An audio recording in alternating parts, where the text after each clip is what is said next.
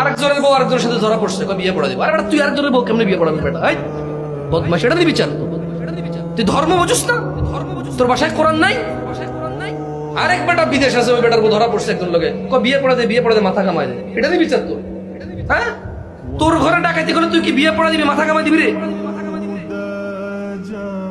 আরেকজনের বউ বিয়ে দিয়ে দে। কত বর্বর সমাজ!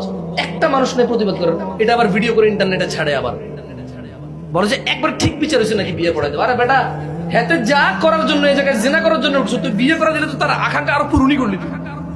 আর তুই আরেক বেটার বউ বিয়ে কেমনি বিয়ে দিবি রে? মানুষ মারা গেলে তো ইদ্যুৎ পালন করে 3 মাস 10 দিন, 4 মাস 10 দিন ইদ্যুৎ পালন করে। ওই জায়গায় আরেকজনের বউ কেমনে বিয়ে দিস? ওই বেটা তালাক দিলে তো বেটা ইদ্যুৎ পালন করতে হবে, মানে তারপরে যে বিয়ে। আজকে ধরা পড়ছে, আজকে বিয়ে পড়াই দিস। তো নিকৃষ্ট হয় নাকি সমাজ? একটা দেশের মানুষ এত আবর্জনা কিভাবে, এত আবর্জনা কিভাবে?